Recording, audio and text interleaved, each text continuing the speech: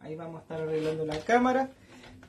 Mientras le comento que estábamos el martes pasado en Mateo, en capítulo 2, versículo 13 al 23, donde estuvimos hablando sobre la matanza de los niños, ¿verdad? Ahí estuvimos viendo nuevamente a nuestro Señor, a nuestro Dios, nuestro amado Padre, ¿verdad? Haciendo ahí milagros, haciendo otra vez, interviniendo, ¿verdad? En la vida del hombre, para que sus planes, ¿verdad? Sean completados. Ya veamos que se aparece un ángel, ahí hablábamos de María y de José y María, donde se les aparece un ángel, ¿verdad? Y este ángel les avisa, les da un aviso, ¿ya? Les dice que se levanten y tomen al niño y a su madre y que huyan a Egipto, ¿ya? Entonces veíamos ahí que este matrimonio, ¿verdad? José y María, ¿verdad? Hacen caso de lo que les anuncia este ángel. Ya sabemos por los estudios que hemos hecho que no es la primera vez que Dios se comunica, ¿verdad? Con este matrimonio, ¿verdad? Con esta pareja, sino que ya se está haciendo habitual estos avisos, estos mensajes del Señor por intermedio de los ángeles, del ángel. Y esta es otra de las ocasiones en la cual Dios advierte a sus hijos de lo que iba a acontecer, ¿ya? ¿Y qué es lo que iba a acontecer? ¿Ya? Que Herodes andaba en busca de este niño para matarlo. ¿A quién? A Jesús, ¿ya? Haciendo un poco de resumen del estudio antes pasado, veíamos que el nacimiento de Jesús, veíamos que llegan estos magos, estos extranjeros, ¿verdad? Llegan a buscar, ¿verdad? A este rey de reyes, a este rey, ¿verdad? Que había nacido. Llegaron de Herodes se sorprende, él y todo el pueblo, porque esta gente que venía llegando, estos extranjeros, venían buscando un rey, un salvador, ya que había nacido. Y ahí veíamos todo eso, lo que sucede. Ahí Herodes, como no era un hombre, se podría decir, de los trigos limpios, ¿verdad? Era un hombre malo, era un hombre bestial, ¿verdad? Planea matar a este niño, ya que, ¿verdad?, había sido burlado por estos magos, ¿verdad?, por estos extranjeros, ¿ya? Y también corría peligro su trono, ¿ya?, que es lo que más cuidaba él. Veíamos que este hombre, Herodes, ya había matado a todo el que podía matar, a todo el que se le opusiese o quisiese usurpar su trono, ¿verdad? Incluso ni eso, si él se imaginaba cosas, mataba incluso hasta a su propia familia. Entonces esta no es la excepción, esta no es la excepción de esa, ¿ya? Sino que aquí busca a este niño para matarlo, y Dios avisa a María y a José de lo que estaba por acontecer, ¿ya? Entonces, ¿qué hace esta pareja?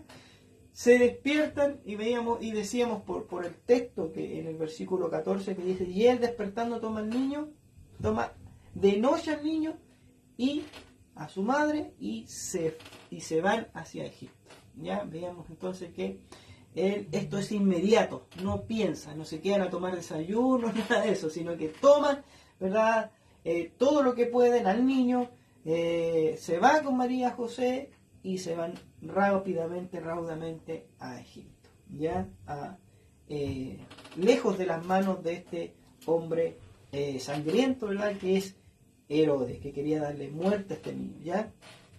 Entonces ahí veíamos que todo esto, aquí el escritor dice que estuvieron allá en Egipto hasta la muerte de Herodes, ¿ya? Hasta la muerte de Herodes, ¿ya?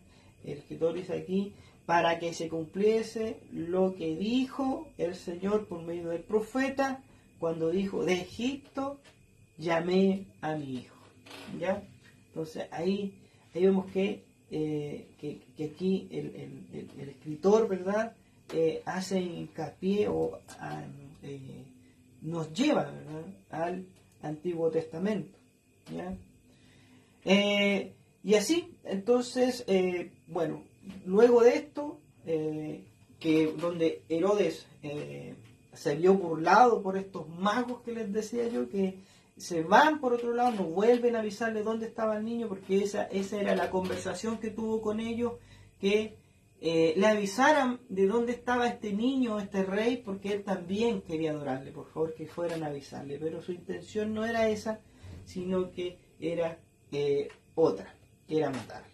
Entonces, Herodes se vio burlado por estos magos, se enojó mucho por lo que esto hicieron y manda a matar a este niño. De hecho, no solamente a él, manda a matar a todos los niños menores de 2 años, ¿ya?, que vivían ahí en Belén, ¿ya? Y también, no solamente en Belén, sino que dice la Escritura que sus alrededores, ¿ya? Entonces, esto fue terrible en esos tiempos, esta matanza que hizo este hombre, para solamente mantener su trono, para solamente mantener su poder, ¿ya? Y era así, este hombre era así, o sea, no era un hombre que iba a conversar las cosas, sino que la solución de él era matar, era más rápido, ¿ya? Y no le importaba quién fuera, si era su familia, no le importaba, menos le iba a importar a alguien que no conocía, ¿verdad? Entonces, se cumple este tiempo, ¿verdad?, donde Herodes después muere, ¿ya? Y una vez que Herodes muere, ¿ya?, nuevamente el ángel viene donde José, ¿verdad?, donde el sueño, ¿verdad?, vuelve otra vez donde José y le anuncia que vuelvan, ¿verdad?, a sus tierras, que vuelvan nuevamente, porque ya Herodes había muerto, ¿ya? Textualmente le dice en el versículo 20, levántate, toma al niño y a su madre y vete a tierra de Israel, porque ha muerto los que procuraban la muerte del niño, ¿ya? Y aquí nuevamente este hombre raudamente toma, ¿verdad?, al niño, a su esposa, y se devuelve y sale de Egipto, ¿ya?, para ir nuevamente a Israel, ¿ya? También sucede otra cosa, dice en el versículo 22, pero oyendo, ¿verdad?, aquí ya habla de José, que oyendo que Arquelao reinaba en Judea en lugar de Herodes, su padre tuvo temor de ir allá, pero avisado por revelación en sueños, se fue a la región de Galilea, ¿ya? Y vino y habitó, dice la Escritura, en la ciudad que se llama Nazaret. Y aquí vuelve el escritor nuevamente a decir, para que se cumpliese lo que fue dicho por los profetas, que habría de ser llamado el Nazareno. ¿Ya? Amén. Amén. Y así, este pequeño resumen, ¿verdad? No sé si quiere algo más, búsquelo en los videos de estudio, ahí lo va a encontrar más detalladamente, pero esto es a grandes rasgos, a gruesos rasgos, lo que vimos el martes pasado, ya con esta matanza de los niños, ¿verdad?, de la mano o de la orden, ¿verdad?, de este malvado, de este sanguinario Herodes, ¿ya? Así que ahora vamos a pasar, no vamos a continuar con Mateo, sino que ahora pasamos a Lucas. Porque recuerden que estamos en los evangelios sinópticos. Claro, los evangelios Mateo, sinópticos. Marcos y Lucas, así que por eso vamos de allá para acá. Claro, los evangelios sinópticos son eso. O sea, vamos a estar vamos armando ahí. Vamos a estar, por ejemplo, acá estuvimos en Mateo, ahora nos vamos a Lucas 2, donde habíamos estado previamente a Mateo. ¿Se acuerdan que habíamos estado, cierto, con la presentación de Jesús en el templo? Claro. Y ahora vamos a volver con esos versos, los versos siguientes a ese episodio. Claro. Tenemos en Lucas, en el capítulo 2, el nacimiento de Jesús, ¿verdad? Y ahora Bueno, en Mateo. Estuvimos en Mateo, ahora claro. vamos a Lucas. Ahora vamos a Lucas. Capítulo 2. Capítulo 2. Verso 39 al 52. ¿Ya? Sí. 39 al 52, correcto. ¿Ya? ¿Le da lectura a usted? Amén. Le doy lectura a yo. Dice así la palabra del Señor. Lucas 2, del verso 39 al 52. Después de haber cumplido con todo lo prescrito en la ley del Señor, volvieron a Galilea, a su ciudad de Nazaret. Y el niño crecía y se fortalecía y se llenaba de sabiduría y la gracia de Dios era sobre él. Iban sus padres todos los años a Jerusalén en la fiesta de la Pascua. Y cuando tuvo 12 años, subieron a Jerusalén conforme a la costumbre de la fiesta. Al regresar ellos, acabada la fiesta, se quedó el niño Jesús en Jerusalén sin que lo supiesen José y su madre. Y pensando que estaba entre la compañía, anduvieron camino de un día y le buscaban entre los parientes y los conocidos. Pero como no le hallaron, volvieron a Jerusalén buscándole. Y aconteció que 3 días después le hallaron en el templo, sentado en medio de los doctores de la ley, oyéndoles y preguntándoles. Y todos los que le oían se maravillaban de su inteligencia y de sus respuestas. Verso 48. Cuando le vieron, se sorprendieron, y le dijo su madre: Hijo, ¿por qué nos has hecho así? He aquí tu padre y yo te hemos buscado con angustia. Entonces él les dijo: ¿Por qué me buscabais? ¿No sabíais que en los negocios de mi padre me es necesario estar? Mas ellos no entendieron las palabras que les habló. Y descendió con ellos y volvió a Nazaret, y estaba sujeto a ellos. Y su madre guardaba todas estas cosas en su corazón. Y Jesús crecía en sabiduría y en estatura, y en gracia para con Dios y los hombres. Amén. Ahí, Amén. ahí tenemos el texto para el día de hoy. Amén. Bueno, como previamente había hecho la introducción Pedro, ¿cierto? En Mateo 2 se nos informaba que ellos estaban, ¿cierto?, en Judea, ¿ya? Pero ante la anunciación, ¿cierto?, de este aviso, esta advertencia del ángel en sueños a José, ellos van a Egipto, ¿cierto? Estuvieron allí en Egipto hasta que Herodes muere, ¿cierto? Y vuelven, ¿cierto?, a Nazaret, ¿ya? Entonces, cuando el verso 39 que acabo de leer, ¿cierto?, dice: después de haber cumplido con todo lo prescrito en la ley del Señor, volvieron a Galilea, a su ciudad de Nazaret. Tenemos que comprender que ahí hubo un lapso de tiempo, ¿ya? Estamos aquí en Lucas. Como yo les decía, ¿cierto?, hace un momento, aquí en Lucas, ¿cierto?, los versículos anteriores nos habla de la presentación de Jesús en el templo.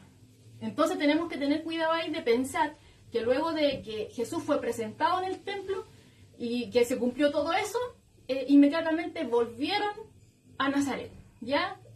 Ahora nos damos cuenta de que hubo un lapso de tiempo, quizás algunos años, pudieron haber sido 1 o 2 años, ¿cierto? Desde que Herodes, ¿cierto?, manda matar a estos niños, que cuando viene la visita de los magos, porque veíamos, ¿cierto?, que habían pasado 8 días, Jesús ya estaba circuncidado, y había pasado, ¿cierto?, el tiempo de purificación de María, que en total eran 40 días, ¿cierto?, y ya estaban en una casa cuando vienen los magos, ¿cierto? Y después cuando huyen a Egipto, estuvieron allá hasta que muere, ¿cierto?, Herodes. Podemos decir prácticamente que pasó 1 año o un poco más, ¿ya? El tiempo en el cual ellos vuelven, ¿cierto?, a Nazaret, como nos dice acá el verso 39, ¿ya? Entonces, teniendo en consideración eso, de que no fue inmediatamente, hubo un lapso de tiempo, ya nos quedó claro, ¿cierto?, todo eso. Fuera de las declaraciones, ¿cierto?, que acabamos de leer acá en este Lucas capítulo 2, ¿cierto?, en estos versos del 39 al 52, ¿cierto?, se nos da, ¿cierto?, como una cierta idea de lo que pasaba con Jesús. Pero vemos que hay un lapso del cual no se nos da mucho detalle en cuanto, por ejemplo, a la infancia de Jesús. Porque, ¿cierto?, el episodio en el templo tenía días de nacido, claro, cuando se presenta. Y de ahí, ¿cierto?, ahora cuando yo le estaba leyendo pasamos a un Jesús que estaba de 12 años, claro, ¿cierto? Fuera de eso, y después de esto lo vemos, ¿cierto?, la vamos a ver más adelante cuando ya está siendo bautizado por Juan, ya cerca de los 30 años. Entonces, ¿cierto? Fuera de lo que nos está aquí señalando el evangelista, no hay mucha más información, ¿ya? Pero obviamente, la Biblia también tiene un respaldo, ¿cierto? Lo hemos visto históricamente, sobre todo aquí con Lucas, que siempre está tomando personajes que nosotros podemos encontrar, ¿cierto? En la historia. Y también la arqueología y la literatura también nos hablan acerca de Jesús y, por ejemplo, del lugar donde él vivió o el lugar, cómo era el lugar, por ejemplo, las casas de aquel entonces. Ujú. Nos dan algunos datos, por ejemplo, de cómo pudo haber sido todo esto, ¿ya? Ahora, como les decíamos en el estudio anterior, cuando hablabas tú, ¿cierto?, de los últimos versículos de Mateo, que decía que vuelven a Nazaret, y Jesús iba a ser, porque tenía que cumplirse, ¿cierto?, que él iba a ser llamado Nazareno. ¿Recuerdas que habíamos dicho que Nazaret como tal no aparecía en el Antiguo Testamento? ¿Ya? Pero sí lo vemos, ¿cierto?, regularmente en el Nuevo Testamento. Y eso es lo importante, ¿cierto? Porque si bien no he encontrado, ¿cierto?, como uno de los lugares mencionados antiguamente, sí queda inmortalizado, ¿cierto?, este lugar en el Nuevo Testamento como el lugar donde Jesús, ¿cierto?, se desarrolla en su infancia, podríamos decirlo así, porque ya vimos que él nace en Belén de Judea. Amén. Sí. ¿Cierto? Él no nace ahí, ¿ya? Y eso también es un punto. Ya, ahora, en Nazaret, ¿cierto? Porque hablamos de que en Galilea, ¿cierto?, conocida como Galilea de los gentiles, que en Galilea está Nazaret, ¿ya? Pero en Galilea, ¿cierto?, vienen los gentiles, ¿cierto? Hay muchas caravanas pasaban por ahí. Habían unas rutas bien particulares donde pasaban muchas multitudes, muchas caravanas, había mucho comercio y todo eso, ¿ya? Y Nazaret estaba cerca de estos lugares, ¿ya?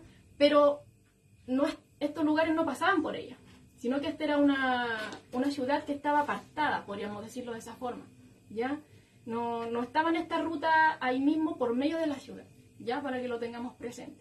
Y la gente que, si bien Galilea, ¿cierto?, como les decía, había mucho gentil ahí. No había, era como difícil encontrar judíos puros, podríamos decirlo, porque había mucha gente, claro, había mezcla y todo eso. Pero en Nazaret, ya, estaba un poco apartada, como les decía, no está en sí, en medio de todo esto, ya. La población que estaba ahí era casi completamente judía, ¿ya? Y conservaba las costumbres antiguas y las doctrinas también ortodoxas, para que lo tengamos también en consideración. Pero, si bien, ¿cierto?, hemos dicho que estaba un poco apartada, alejada, ¿cierto?, podríamos decirlo, de toda esta muchedumbre, ¿ya? Eso no quiere decir que estuviera totalmente fuera, ¿cierto?, de todo lo que ocurría en el mundo, ¿ya? No estaba así, de esa forma.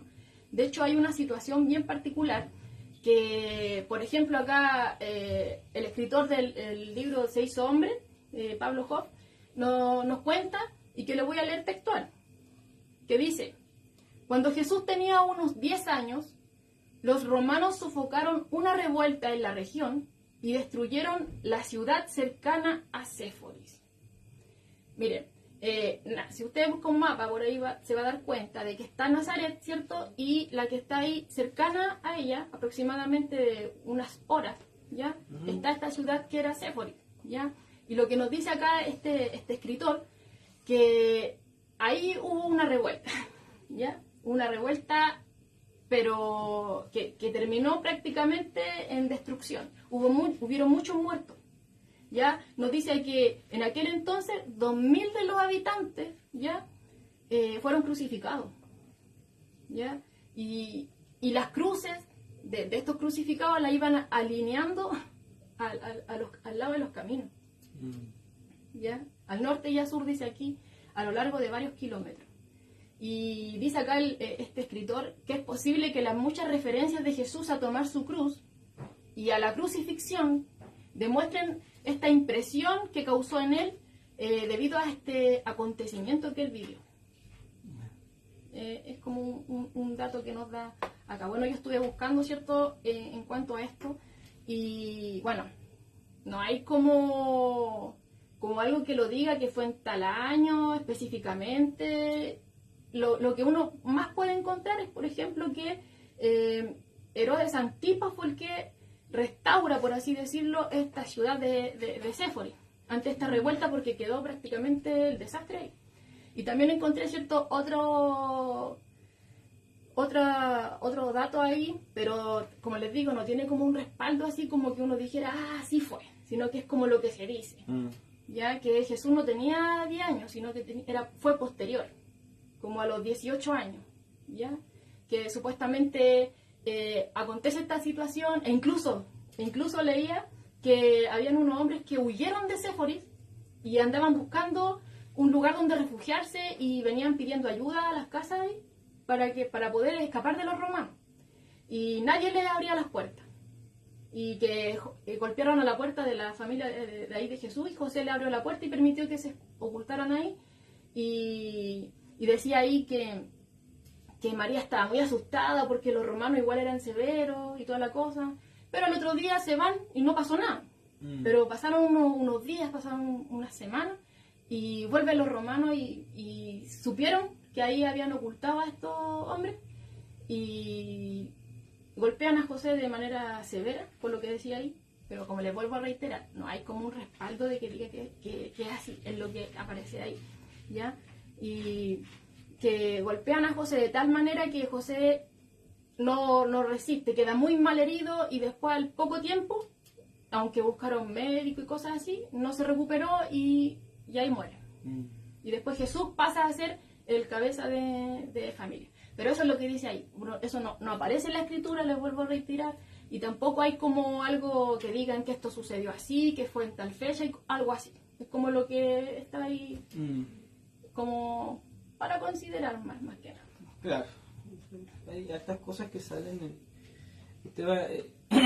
bueno, antes era más difícil encontrar información, uno tenía que ir a alguna biblioteca, apoyarse de comprar algunos libros, pero ahora este tema del internet ha hecho que la información esté tan a la mano, y hay tanta información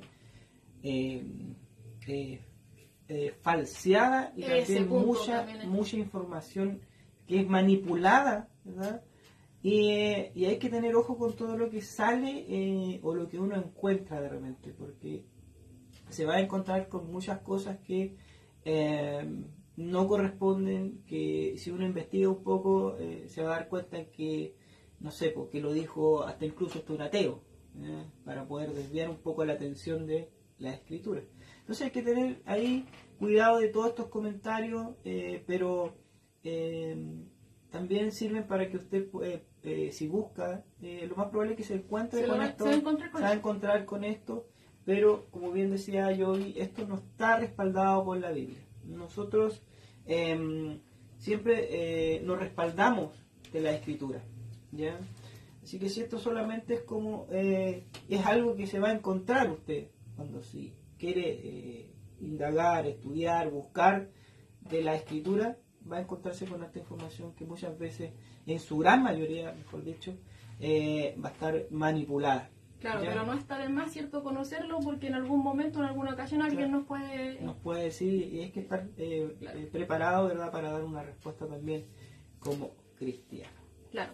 Ahora, eso con respecto, ¿cierto?, a Nazaret y a esta ciudad que estaba cerca, ¿cierto?, que era Séforis, y a esta revuelta que ocurre en esta ocasión, que nos nombra acá este escritor, y que eso sí sale. Ese sí aparece, si uno lo busca, aparece ahí que hubo una revuelta en esa ciudad de Séforis, ¿cierto? Y que fue después reconstruida, porque quedó devastada, por Herodes ahí, el hijo. El hijo. ¿Ya? Porque esto ocurre posteriormente a la muerte de Herodes padre, Herodes el Grande. ¿Ya? Bueno, ahora con respecto a los hogares, ¿cómo eran los hogares en el tiempo de Jesús? También se nos habla un poco acerca de esto. El hogar de Jesús, por lo que se dice, ya era un hogar humilde, de aldea, ya, y probablemente construido de piedra caliza, ¿cierto? O de adobe, ya. Y esto, casi todas estas viviendas ya eran como de una sola habitación, ¿ya? Y principalmente eran usadas para dormir y para comer. Unas que otras eran como de segundo piso. Pero cuando eran de segundo piso, mayoritariamente, el primer piso lo destinaban para los animales. ¿Ya? Era todo, estaba todo junto, tenían todo, vivían los animales abajo, la gente vivía arriba, y era bien humilde. O sea, tenemos la pista más clara de que José era carpintero. Si buscamos dentro de de todo lo que encontramos, vamos a encontrar una definición bien clara de cómo vivía un carpintero en ese tiempo. ¿Ya? Claro. No era una persona pudiente, era una persona que estaba rayando ahí la pobreza. ¿Ya? Entonces eran muy humildes. Bueno, y así se va viendo después también. Desde el nacimiento de Jesús vemos que sí, esta pareja era muy humilde. ¿Ya? Era bien, por decirlo de otra forma, eran pobres. Entonces, la vida en ese tiempo, en esa época, era bien difícil. ¿Ya? Era difícil poder sobrevivir en ese tiempo, ya que no habían los trabajos que ahora hay. O sea, no estaban las comodidades que están ahora. Antes, como bien decía Joana, antes la casa era una pieza y ahí vivían todos juntos, y ahí comían, dormían y todo lo demás. Entonces, más o menos ahí se puede hacer usted una idea de cómo vivían antiguamente ellos, o sea, cómo se vivía en el primer siglo, ¿verdad? En la época de Jesús, cómo la gente pobre vivía. ¿Ya? No era, aquí, por ejemplo, vemos gente que es pobre, pero algunas que tienen casa, ya, donde pueden, allá, las casas eran también casas de los animales, que vivían todos juntitos. Así que al ir investigando todo esto, usted se va a encontrar con todo este tipo de cositas así, pequeñitas, que va juntando y va a ir dándole más conocimiento de cómo se vivía, ¿verdad? En el primer siglo ahí, la gente cómo vivía, de qué forma vivía. ¿Ya? No eran grandes lujos. A lo mejor uno piensa y dice, no, Jesús, lo más probable hijo de Dios, no vivía lujosamente. No, en ninguna parte sale en la escritura que él vivía de esa forma. ¿Ya? Así que a buscar también la información un poquito, darle la tarea a los hermanos para que también busquen un poco y también puedan, no sé, comentarnos ahí de repente algo que ellos sepan de ese tiempo. ¿Ya? Y como bien decía Joana, ¿verdad? Todo esto del regreso a Nazaret, ¿verdad? Aquí Lucas, ¿verdad? Sabemos que Lucas es un doctor. ¿Ya? Vemos un Lucas que es un doctor. Muchos dicen que es pediatra, que a lo mejor era, no sé, pero claramente no sabemos si era, o sea, claramente no tenemos qué especialidad, es que es un doctor. ¿Ya? Dicen que es pediatra, que ve a los niños y todo ese tema, pero vemos aquí a Lucas describiendo, ¿verdad?, a Jesús, qué es lo que él hacía. Ya dice que ahí dice, después de haber cumplido con todo lo escrito a la ley del Señor, volvieron a Galilea, a su ciudad de Nazaret, listo, y dice, y el niño crecía, y se fortalecía, y se llenaba de sabiduría, y la gracia de Dios era sobre él. Entonces, vemos a un Lucas que está enfocado netamente en lo que hace el niño, en lo que él buscó toda esta información, porque vemos que Lucas no estaba ahí, él no estaba ahí, no era un amigo de Jesús desde chico, sino que él busca la información de buena, la investiga, ¿verdad? Y va a la fuente, y eso es lo que hace, para encontrar toda esta información que nos habla en este relato sobre Jesús, ¿verdad? También sobre este caso del templo, que Lucas es el único que lo menciona, ¿ya? Entonces vemos lo que va haciendo Lucas, cómo nos va relatando, ¿verdad? Lo que eran los primeros, o sea, no los primeros, sino que su niñez de Jesús, que es lo único que tenemos de Jesús, ¿ya? Hay muchos que van a andar buscando información de Jesús, yo era uno de esos, antes de ser cristiano, ¿verdad? Porque nadie habla de la infancia de Jesús, sino que hay solamente un párrafo, y este es una de la historia, de la escritura que sale, ¿verdad? Donde nombran a Jesús con 12 años. Así que ahí vamos a ir viendo todo esto de que lo importante acá no es, o sea, Dios pone lo que nosotros necesitamos saber nada más en la escritura, ¿ya? Recuerden que Dios quiere que nosotros lo conozcamos a Él, quiere que conozcamos a Jesucristo, quiere Jesús que nos conectemos con Él, que aprendamos de Él, que nos dice que Él es el camino, que Él es la verdad, que Él es la vida, ver cómo caminaba, qué es lo que hacía, por qué lo hacía, quiénes eran sus enemigos, por qué lo seguían. Y uno va a ir aprendiendo, y va aprendiendo también humildad, va aprendiendo una forma de vivir que no era como a lo mejor como la que pensábamos nosotros, ¿verdad?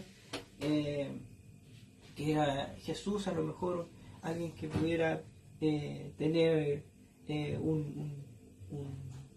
un estatus, que tuviera riqueza y todo eso, pero no es así. Ahora aquí nos vamos a dar cuenta y vamos a ir viendo que Jesús no es la persona, ya lo hemos dado desde el nacimiento de Jesús, que hemos estado hablando de Él, y Él no es una persona de riqueza, sino que es una persona que es una familia donde tienen pocas cosas, se podría decir, son gente pobre. Así que te dejo para que sigas continuando, me alargué, me fui para otro lado. Bueno, le está hablando acerca del hogar, de lo que se dice acerca del hogar, ¿cierto?, de Jesús, que era un hogar humilde, que generalmente eran de una habitación, ¿ya? Pero de repente eran de dos, y cuando eran de dos, el primer piso era para los animales, ¿cierto? Y bueno, la vida familiar se desarrollaba en la azotea, porque también tenían azotea, ¿ya? O tal vez en el patio, ¿ya? ¿Por qué no era adentro? Porque era oscuro. Tenía pocas ventanas, de hecho mayoritariamente tenían una o dos, entonces era como muy oscuro para poder estar ahí, entonces pasaban más tiempo en el patio o en la azotea, ¿ya? De hecho estaba viendo ahí unos videos y decían que no era raro ver a las personas trabajando en la azotea, ¿ya? Bueno, y a la hora de la comida, en la comida de la tarde se sentaban no sobre sillas así como nosotros, sino que ponían ahí una estera, ya que era un tejido grueso, y ellos ahí, ¿cierto?, se posaban, e incluso para dormir también posaban, ponían de estas esterillas de junco en el piso y las trataban de colocar todas juntas para poder ahí acomodarse y compartir la ropa de cama. Claro, ese era el colchón que podríamos decir, dormían en el suelo. Es interesante como todo eso de la historia y cómo vamos viendo cómo vivían ellos. Claro, nos va dando idea de cómo más o menos vivían en ese entonces. Claro. Ahora, el tema de la enseñanza de los niños era exclusivamente de los padres hasta los 5 años. Bueno, podríamos decir que ahí mayoritariamente la que influía mucho era la mamá, porque el papá era el que trabajaba, entonces la mamá era la que quedaba al cuidado generalmente de los niños. Pero eso era mayoritariamente hasta los 5 años, porque de ahí en adelante hasta los 12, ¿cierto? Ya entraban formalmente a la escuela, ya podríamos decir la sinagoga, ¿cierto? Que ahí también se daba una enseñanza. Asistían a escuelas de los rabinos, ya hasta que cumplieran los 12 años, porque de ahí de los 13 para adelante ya pasaban a ser adultos, como lo vamos a ver más adelante. Bueno, y Jesús como hijo primogénito, del primogénito sacaba siempre lo mejor, como lo hemos visto, ¿ya? Bueno, le tocaba seguir también, a los primogénitos les tocaba seguir el oficio de los papás. ¿Ya? Y en este caso, como bien decía Pedro, José era carpintero. Entonces Jesús también tenía que seguir la misma labor, ¿cierto?, de su padre, aprenderla de su padre y continuarla. Ya, ahora en Palestina, ¿cierto?, era un país dedicado al tema de la agricultura, al pastoreo, y bueno, enfocándonos en eso, obviamente los instrumentos que ellos usan, las herramientas, los utensilios, ¿cierto?, que ellos empleaban para hacer sus tareas, eran de madera. Por ejemplo, las carretas, o no sé, pues otras cosas. O sea, ¿a qué voy con esto? A que no solamente nos enfoquemos cuando dicen que José era carpintero, hacía mesa o muebles, silla. No, sino que la gama era muy amplia. Claro. ¿Ya? Entonces... Se ocupaba mucho la madera, porque eran ya, por ejemplo, los muebles vienen hechos de plástico, algunos, ya, bueno. Igualmente se usaba todo para la madera, como bien decías tú, las ruedas, claro, las carretas, carrozas, no sé cómo le llamaban antiguamente. Claro, incluso en el hogar, ¿cierto? Las cucharas, los yugos, claro, los yugos. Sí, también se hacían utensilios de madera, entonces había arte, como bien decía yo, había una gama grande, amplia de trabajos que se hacía con la madera. Claro, y por lo que yo estaba viendo también es que ellos salían, ¿cierto?, de Nazaret e iban a esta ciudad que les nombraba anteriormente, que era Séforis, y pues allá iban a hacer mercado. Por lo que no sale en la escritura, no está respaldado aquí en la escritura, pero cierto se va a encontrar con eso cuando entre a estudiar estos versos. ¿Ya? Bueno, ahora Pedro le hablaba, cierto, del verso 40 cuando dice que el niño crecía y se fortalecía y se llenaba de sabiduría y que la gracia de Dios era sobre él. ¿Ya? ¿Qué nos quiere decir esto? Que Jesús se desarrolló, en primer lugar, lo primero que vemos, cierto, que dice que se crecía y se fortalecía. ¿Ya? Y eso nos muestra que Jesús era totalmente humano. Jesús era totalmente humano. Él se desarrolló como se desarrolla todo niño, ¿ya? Excepto que él no era afectado, obviamente, por el pecado, ¿ya? Pero el énfasis particular que nos da acá Lucas, ¿cierto?, es que es enfocado, ¿cierto?, en el desarrollo espiritual de Jesús. Porque nos habla, ¿cierto?, de que se llenaba de sabiduría. O sea, no está hablando de que había un proceso en él. ¿Ya? Había un proceso de crecimiento en él, no solamente físico, sino también espiritual, ¿ya? Y en el cual él iba madurando en sabiduría y se empezó a llenar de sabiduría, de esta sabiduría profunda de la mente de Dios, ¿ya? Pero aquí el texto nos dice que no solamente se llenaba de sabiduría, sino que también nos está diciendo que la gracia de Dios era sobre él. Y ahí, por ejemplo, nos podemos recordar cuando Juan lo describe como lleno de gracia, en el capítulo 1, ¿cierto? Lo llama como lleno de gracia. Ahora usted puede decir, sí, la gracia de Dios estaba sobre él. Pero tenemos que hacer ahí, tenemos que detenernos un poco ahí y considerar que esa gracia que habla acá Lucas, que la gracia de Dios era sobre él, no es la gracia salvadora que Dios concede a los pecadores. ¿Ya? Eso tenemos que tenerlo presente. No es la misma gracia que el Señor le concede a los pecadores que no la merecen, sino que esta gracia, ¿cierto?, se refiere al favor que Dios, el Padre, le otorga de manera especial y única a su Hijo amado, en el cual Él tiene complacencia. Eso es lo que tenemos que tener ahí bien claro. ¿Ya? Este es el favor de Dios que el Padre, Dios Padre, le otorga a su Hijo amado, el único en el cual Él tiene complacencia. ¿Ya? Entonces, ¿qué podemos entender acá? Que Jesús no nace como un superhombre. No, en el verso 40 lo deja claro Lucas, porque dice que el niño crecía, ¿verdad? El niño crecía y se fortalecía. Está hablando físicamente de este niño. El niño, obvio, los niños crecen, ¿ya? Se desarrollan, ¿ya?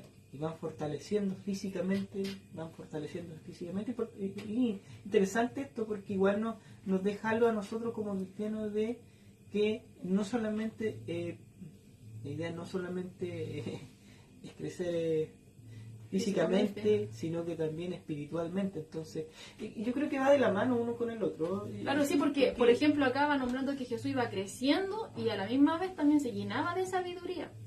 Y se fortalecía, ¿verdad?, su cuerpo al crecer, ¿verdad? Y también se llenaba de la gracia de Dios. Entonces vemos que esto va todo en una misma línea, o se podría decir en un mismo conjunto, ¿verdad?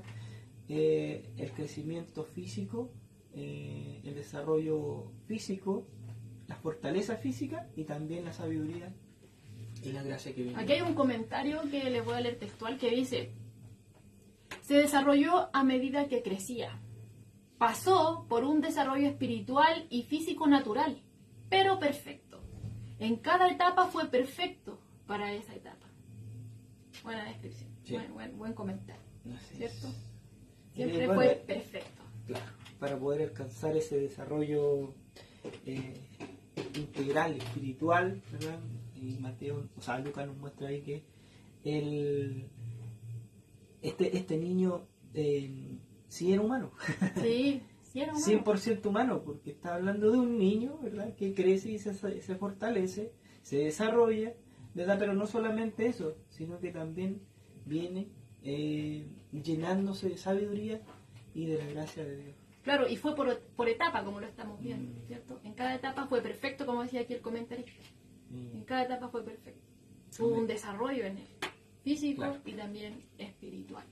Amén, ¿cierto? Bueno, esto igual a nosotros como padres, obviamente, también nos tiene que llamar la atención, Amén. porque Sí. aquí vemos a un niño, ¿cierto?, que está siendo no solamente cuidado o guiado, ¿cierto?, como cualquier otro niño, sino que también vemos a un niño que se le enseñan las cosas de Dios.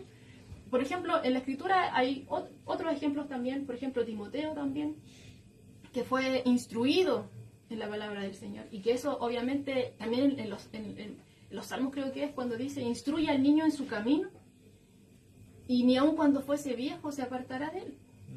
O sea, también es como un llamado aquí, hay un llamado de atención, ¿cierto?, a aquellos que tenemos la responsabilidad sobre pequeños, ¿cierto?, de tener cuidado y estar guiándoles, porque ellos obviamente se van a ir desarrollando, se van desarrollando físicamente, pero aquí también el texto nos está marcando el tema de que también hay un desarrollo espiritual. Claro, un desarrollo espiritual que va de la mano con el desarrollo físico y con la fortaleza física también va la gracia de Dios y la Y sabiduría. obviamente la gracia de Dios es la que va actuando, Es la que va, es el va- Señor en claro, todas las cosas. la que va haciendo, porque bueno, voy a volver a nombrarlo, voy a volver a decir lo mismo que siempre digo, ¿sí? Para los padres, ¿verdad? Se hace de repente difícil poder guiar a un niño, enseñar a un niño, ya que nosotros venimos con dentro de nuestro ser viene el ADN del pecado. Entonces cuesta mucho más enseñarle lo bueno, nuevamente digo eso, lo bueno a un niño, ¿verdad?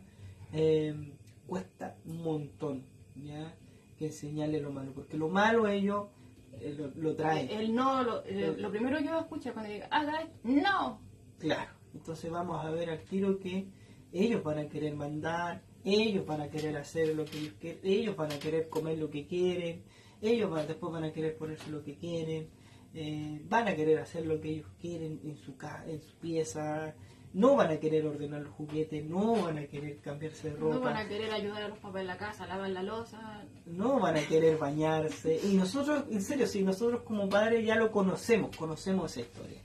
Entonces vemos que hay que hay que ir enseñándole de a poco a los niños a que tienen que ellos tener una responsabilidad dentro de toda su niñez. O sea, no le vamos a estar poniendo un montón de carga, no, sino que ellos Es por etapas. es por etapa. Ellos tienen que aprender a que tienen que hacer ciertas cosas, cepillarse los dientes, lavarse la cara. Hasta para eso cuesta de repente, ¿verdad, Joana?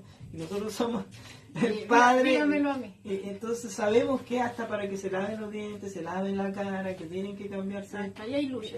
Eso, hasta para eso, ¿verdad?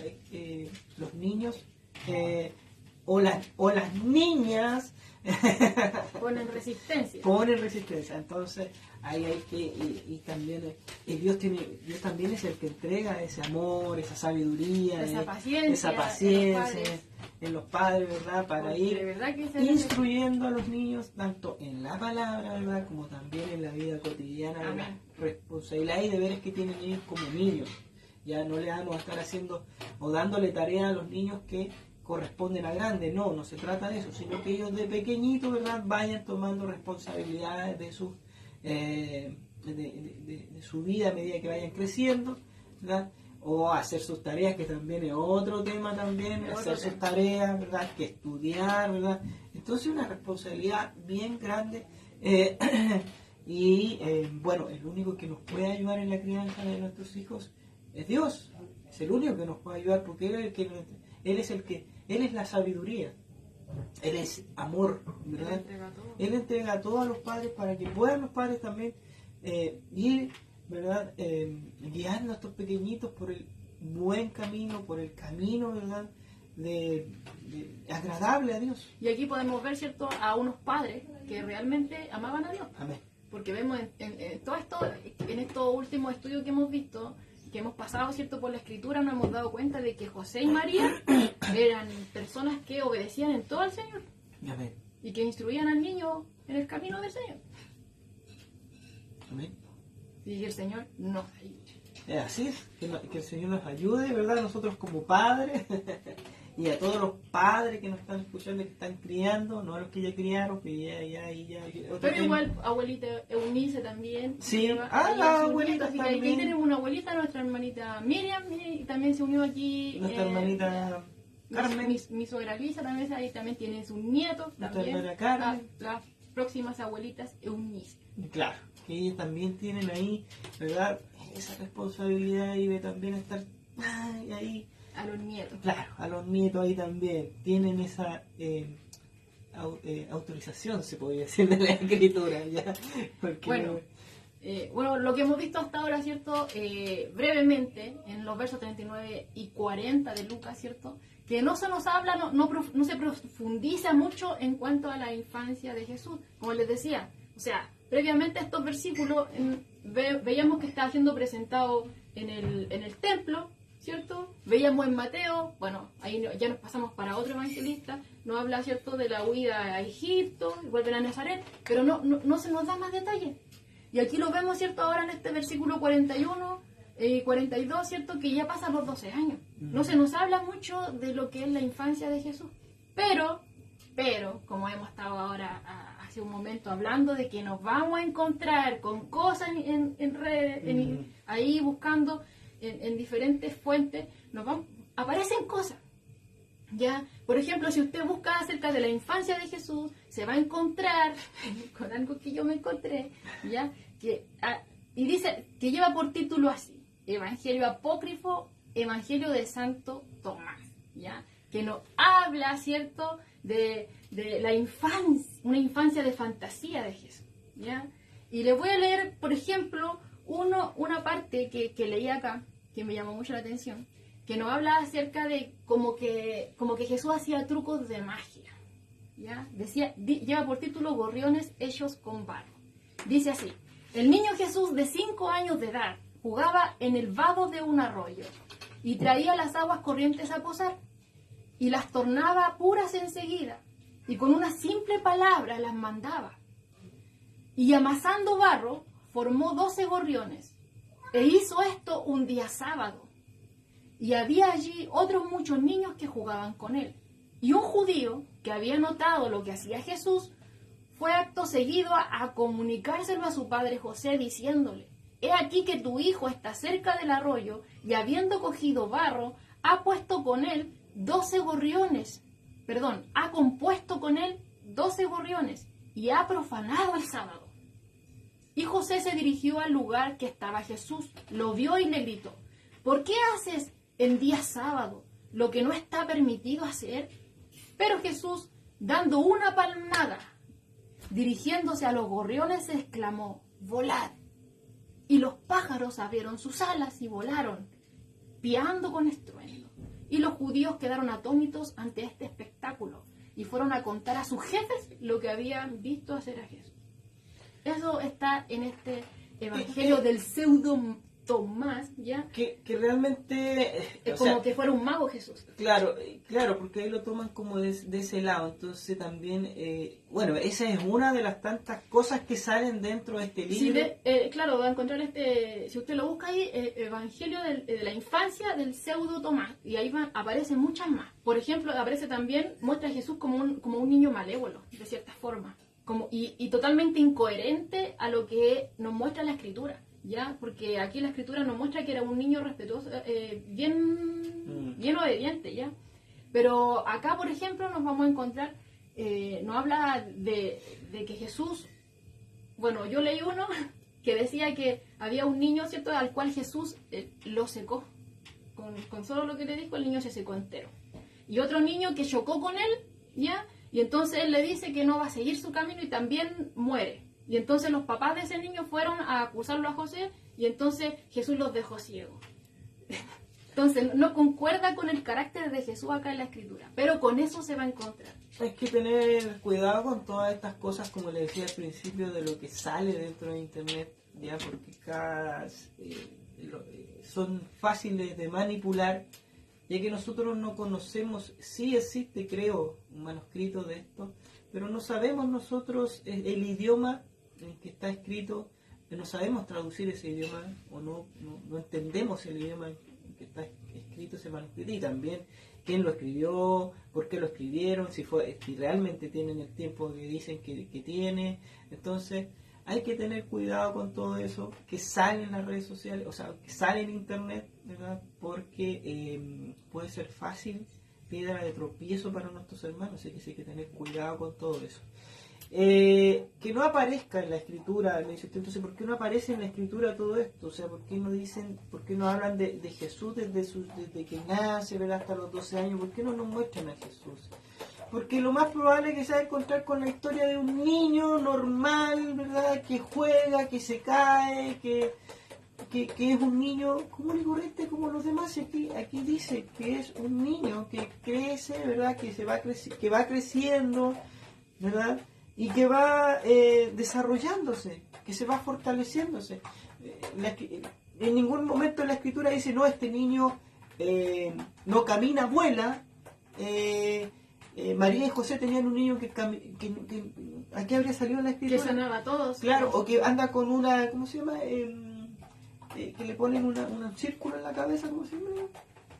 Cuando salen todos los santos con un círculo en la cabeza, no me acuerdo cómo se llama. Pero no andaba así Jesús, ¿ya? Él era 100% hombre, 100% niño, y es lo más probable que si usted a lo mejor le contaran la historia de Jesús, no, pero es que sí, un niño normal como cualquier otro niño. Aureola, esa. ¿Ya? No andaba así Jesús, ¿ya? Y lo más probable que sea como cualquier otro niño que vive esa edad. Y también, por ejemplo, yo leí ahí y aparece la visita de los magos. Y decía que la estrella que había ahí, ¿ya?, era un ángel que se transformó en esa estrella y que los guió, ¿cierto? Pero nosotros veíamos, ¿cierto?, en el estudio anterior, ¿cierto?, que estábamos en Mateo, que decía que ya la estrella llega donde Jesús, pero estaban en una casa. ¿Ya? Acá, según este evangelio apócrifo, dice que los magos, ¿cierto?, son dirigidos por esta estrella, que era un ángel, llegan al pesebre, llegan a la cueva. E incluso dice que circuncidan a Jesús en la cueva, que le quitan ahí, cuando vimos, ¿cierto?, que aquí, los versos previos, cuando vimos estudios atrás, que fue en el templo, ¿ya? Pero ahí dice que fue una cueva, e incluso, hermano, leí que ese pedazo de piel que le sacan, lo echan dentro, lo mandan donde un hombre que eso que hacen perfume, lo echa dentro del frasco, y ahí lo preservan, y que después supuestamente fue María la que unge a Jesús, que ocupó justo ese alabastro, que lo ungió. Todo eso sale ahí, ¿ya? Pero como les decía, son cosas que no están respaldadas en la Escritura. Y bueno, como bien, pero se va a encontrar. Y vamos a volver a recalcar lo mismo, con eso y muchas otras cosas se van a encontrar con la infancia de Jesús. Bueno, que se han tergiversado incluso la adultez, que lo han puesto que ha estado incluso con... Que tenía esposa, que tenía hijos. Tantas cosas que se dicen. Entonces pero... vemos que, claro, o sea, siempre el maligno va a querer cambiar, ¿verdad? Va a querer faltar a la verdad con la Escritura, va a querer que los hermanos que no están bien fundamentados en la Escritura sean fáciles de desviar, sean fáciles de sacarlos, ¿verdad? Y decir, no, es que sí, puede que sea así. No, pues si yo creo en la Escritura y creo en la palabra de Dios, porque la Escritura es la palabra de Dios, y si no salen los años de infancia de Jesús, no salen, porque a lo mejor no es necesario saber que un niño que caminaba, que aprendió a caminar, que jugaba con el agua, con la tierra, que jugaba con otros niños, ¿para qué? si lo que Dios quiere no es eso. Para nosotros lo que Dios quiere es mostrarnos a su Hijo como Señor y Salvador de nuestras vidas, a mostrarnos a Jesús, el Dios 100% hombre, 100% mostrar que Él se hizo hombre, ¿verdad? Que vino a esta tierra en ese plan de rescate del hombre caído, ¿verdad? Del hombre que necesitaba un Salvador, que necesitaba a alguien, alguien que pudiera, ¿verdad? Abogar por nosotros que estábamos muertos en nuestros delitos y pecados. Eso es lo que nos interesa a nosotros. Nos interesa que nosotros somos pecadores. Y como somos pecadores necesitamos a Dios, necesitamos a Jesús, necesitamos a este Dios. ¿Ya? Eso es lo que nos importa a nosotros, que Dios, su infinita misericordia, envía a su único Hijo, ¿verdad? Él lo envía a esta tierra, ¿verdad? Con el único propósito, ¿verdad? Sin merecerlo nosotros, pero con el único propósito de que el hombre sea salvo. Él quiere que el hombre sea salvo, Él quiere que el hombre se arrepienta de sus pecados, porque Dios, somos creación de Él, entonces Él quiere eso, pero no obliga a nadie, eso está claro, no obliga a nadie, no anda obligando a la gente, no, pero sí les habla, sí está constantemente hablándole a la gente, hablándole al hombre del pecado, de qué consecuencias tiene el pecado, ya que hay un final, ¿verdad? En que ese final el hombre va a tener que pagar por ese pecado, ya, pero si estás en Cristo, Cristo es el que paga, ¿verdad? Pero si no estás en Cristo, ¿quién paga? Tú, y eternamente. Claro, porque no te va a alcanzar, entonces como no te alcanza, tú eres el condenado a muerte, y eternamente. Entonces eso es lo que Dios quiere, que nosotros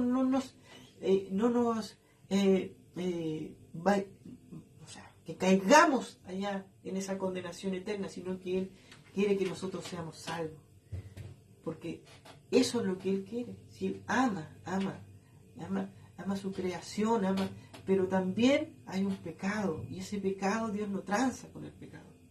Dios no tranza con el pecador, ¿ya? No, pero por eso está su Hijo, por eso está en la Escritura, por eso Dios se da a conocer, ¿verdad?, al hombre, ¿ya?, y nos muestra, ¿verdad?, como pecadores, y que nosotros no podemos hacer nada para salvarlo a nosotros mismos, que era necesario de que viniera Dios, que viniera un Salvador, que viniera un Mesías, que viniera y cumpliera este plan de rescate que es el mismo Dios que lo prepara. Lo prepara y lo ejecuta. Lo prepara y lo ejecuta. O sea, nosotros no teníamos...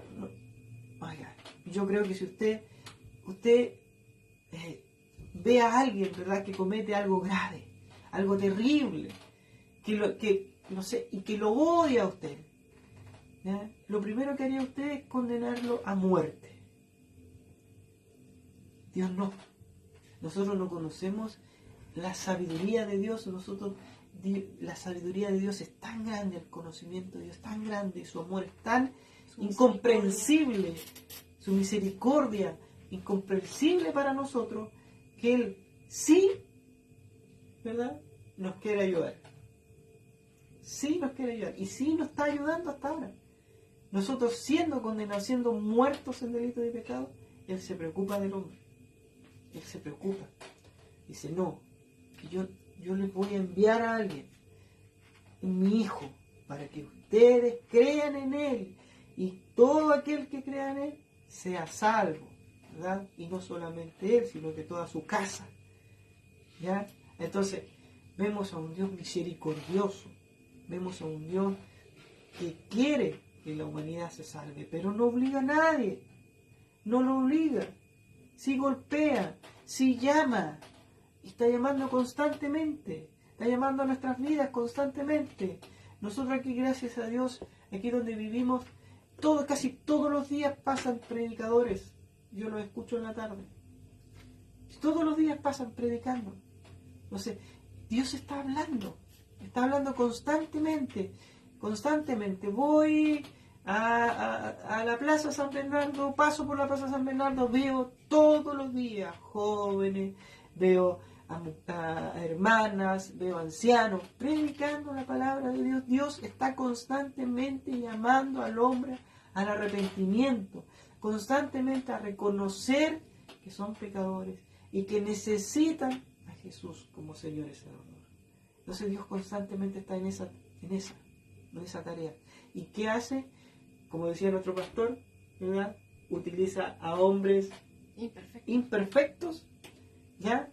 Para llamar o para dar esta noticia, esta nueva noticia, una noticia nueva, ¿verdad? Para que también ese hombre imperfecto pueda ser salvo. Así que eso es lo que nos importa a nosotros, ¿verdad? Eso es lo que nosotros tenemos que saber y aprender, ¿ya? Dios nos enseña todo esto. Nos va enseñando a medida que nosotros vamos introduciendo en Claro, y nos va enseñando solamente lo que nosotros necesitamos saber para nuestra salvación. Claro. Por ejemplo, cuando veíamos también, cuando Jesús resucitó, nos habla solamente de que resucitó. No nos dice específicamente cómo fue que su cuerpo, ¿cierto?, atravesó esos lienzos que quedaron totalmente ahí doblados perfectamente, como si nadie lo hubiese tocado, ¿ya? O sea, todo lo que está aquí es justamente lo que tenemos que saber, es lo que se nos dio a nosotros. Pero dado es el hombre a querer buscar lo que aquí no está. Claro. Dios nos está dando, pero no, nosotros vamos para otro lado. Dios nos está mostrando aquí a Cristo. Pero no es que yo quiero saber cuándo nacieron los ángeles, cuándo fueron creados los ángeles. Yo quiero saber, a ver, ¿qué pasó en esos años que la Biblia no me habla de Jesús? Yo quiero saber, pero lo que Dios nos dice que es necesario que nosotros sepamos, no lo quiero, pero quiero saber lo que Dios me dice, ¿no? Que eso no te interesa. Eso es lo que yo quiero saber, eso es lo que el hombre cae en eso. Lo que busca el hombre son emociones. Eso es lo que busca. Es la curiosidad, ¿cierto? De alimentar, ¿cierto? Aquello que no sé, que realmente es como lo prohibido. Siempre la búsqueda, el punto es allá. Dios le está mostrando la dirección. Acá es este camino. No, pero yo quiero irme por el otro porque le estoy porfiando. Es como la conversación hermosa que tuvo Jesús con la mujer samaritana. La mujer samaritana toda su vida estuvo ahí buscando de Dios en un lugar, ¿verdad?, donde constantemente necesitaba más, o sea, no llegaba, no daba. Donde ella estaba buscando mal. Y Dios aparece en su camino y le dice que Él, ¿verdad?, es el agua viva. Y si ella quisiera, ¿verdad?, si ella le pidiera, Él le daría, ¿verdad?, esa agua de vida. Entonces mucha gente que anda buscando, ¿verdad?, esta agua, pero anda buscando esa agua que se evapora, ¿verdad? Esa agua que no te sacia verdaderamente. Y entonces, cuando tú encuentras algo, ahora voy a buscar otra cosa. Y así estás, de emociones en emociones. Pero Dios dice, aquí estoy yo, aquí está mi palabra. Ven a beber de esta agua. Pero no, de esa no quiero de la otra. Van a brotar ríos de agua y va a ser por siempre. No, es que yo no quiero esa agua, porque es que no, es que tiene que haber algo más. Y es gratuita, está gratuita. No, yo no quiero de eso. No, yo quiero algo donde me cobren, pues, como... Entonces hasta para eso nosotros somos duros, digo nuestro pastor, duro. Bueno. Entonces, retomando el tema, que nos fuimos para otro lado. Bueno, no es para otro lado, sino que dejarle un poco también entrever a los hermanos que no nos preocupemos de esas cosas que de repente son cosas vanas, que no te llevan a algo real de lo que Dios quiere saber o lo que quiere Dios de nosotros, o para qué Dios quiere que nosotros leamos la Escritura. No es para encontrar esas cosas que dicen, pero ¿por qué no están los años de Jesús? Oye, Apocalipsis, ¿quién serán esos caballos? Y todas esas cosas que uno empieza a hablar cosas que no y empieza a pensar y a buscar cosas de que no corresponden. Entonces, pero descuidamos lo que tenemos y buscamos algo que claro, no vamos a entender si es que Dios tampoco lo permite. claro, nunca se va a saciar esa persona, siempre está buscando más y más y más, y está buscando en un lugar equivocado. Dios tenga misericordia, ¿verdad?, de aquellos que estén así, misericordia de nosotros mismos también, que de repente a lo mejor también nos ponemos un poco así. Todos somos así. Somos dados a eso, ¿verdad? Muchas veces queremos que Dios haga las cosas que nosotros queremos ya, y estamos dudando del Dios en que creemos, ¿ya? Estamos igual que los niños chicos, no, yo quiero hacer lo que yo quiero. No, yo no quiero lo que tú me estás diciendo que haga, no, yo lo voy a hacer cuando quiera, cuando yo pueda, y si quiero lo hago. Es así mismo somos nosotros, somos dados a eso mismo. Dios nos dice, no tienes que caminar por acá, no, es que por ahí está muy fácil, así que voy por acá. Yo soy extremo, me voy por Claro, la baranda. yo me voy por la baranda, me voy por el cerco, pero por la baranda, sigo tratando de colgar para el otro lado. Sí, Te vaya a caer, pero no, ahí. ahí vamos, ahí está el hombre. Así somos nosotros, ¿me entiendes? Entonces, este pequeño relato que sale en la Escritura, ¿verdad?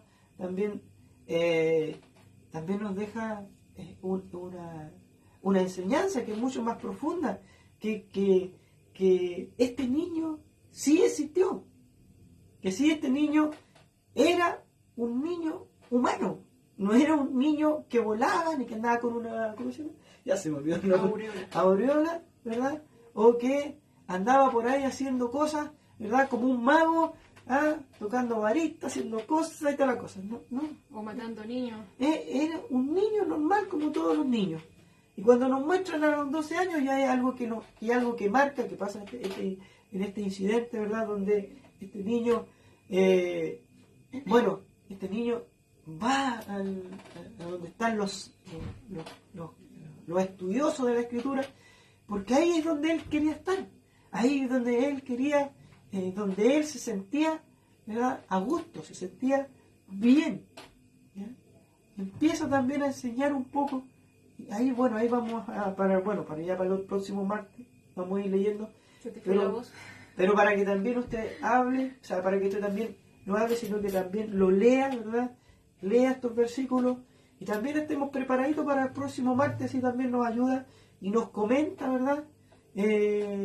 Ahí también, para que también participen, por mano. Comenten, no hay cualquier cosa, ahí no sé, algún dato, alguna cosita, nosotros después al final lo podemos ir leyendo, o dentro del mismo estudio, ¿no es cierto? Que no nos costará nada. Vamos complementando y todo eso. Así que sería importante también que usted nos ayudara en eso. Para ver también si usted está leyendo, ¿verdad? Que también es una cosa interesante de ver que si está leyendo, no me va a empezar a hacer copy-paste de mensa. No, algo que usted es puntual, algo destacado nomás. No hacer un copy-paste y me va a mandar un estudio completo. Ya yo vamos a saber el tiro nosotros que está haciendo copy-paste. O sea que no es que usted haya estudiado anteriormente. Así que los dejamos invitados, hermanos, para el próximo martes, para que continuemos con los versículos que quedan, ¿ya? Que son hasta del 41 al 52. Del 41 al 52, Dios mediante podamos avanzar, ¿verdad?, el próximo martes y terminarlos. Pero esa es la voluntad de Dios, solamente no la voluntad. Ponerle tiempo. No, eso no hay que ponerle tiempo, ¿verdad? Porque nos perdemos de cosas que son, nutritivas. Que son nutritivas, que son muy importantes para nuestra salud espiritual, ¿ya? Y nosotros nos gusta eso de ir paso a paso, no nos gusta tomar el versículo, el capítulo entero, ¿verdad?, y para decirle unas cuantas cositas, no. La idea es ir también saboreando la Escritura, saboreando la palabra, este alimento, para que usted también pueda, junto con nosotros, encontrarle ese sabor, ¿verdad?, encontrarle esa llenura también en su corazón. Así que le damos gracias al Señor por cada uno de los hermanos que se conectaron, por cada uno de los hermanos que nos están enviando ahí saludos y mensajes, que van mandando corazoncitos, deditos para arriba. Entonces el Señor nos ayude a cada uno de nosotros a continuar. Quedan pocos días para ya dar término a este año, comenzar con un nuevo año, ¿verdad? esperando, ¿verdad?, en el Señor, que así como Dios ha sido fiel con nosotros, también nosotros podamos decir, nosotros hemos sido fieles con Dios. ¿Ya? Nosotros hemos entregado nuestra vida al Señor como Él quiere. Le hemos hecho caso al Señor cuando de repente, oiga, si no es necesario que venga un ángel, ¿verdad? O que venga a hablarlo del sueño como a María. Eso ya era, eso ya fue, como dije por ahí, y ya era. Ya, eso fue en ese tiempo cuando todavía no estaba el Espíritu Santo, cuando todavía Cristo no había entregado su vida, ¿ya? Pero no espere que venga un ángel a lo mejor para decirle, oiga, ¿sabes que tengo que ir para allá? Ya, no, es que Dios me tiene que corresponderme. No, Dios ahora habla por intermedio de sus hijos, ¿ya? De sus hijos, del pastor, de algún hermano, ¿verdad? Que así se comunica Dios, ¿verdad? Uno tiene que estar disponible, ¿no? Tiene que estar disponible y escuchar a Dios. ¿Qué es lo que quiere Dios que usted haga en ese lugar, por ejemplo? Vamos a poner un ejemplo. Que usted vaya a un lugar, ¿qué es lo que Dios quiere que haga usted? A lo mejor no necesita que hable, solamente necesita acompañar nada más, ¿verdad? Y una compañía de repente es mucho más bien recibida de repente que estar ahí hablando de todo y salirse de contexto. ¿Nos vamos a una oración?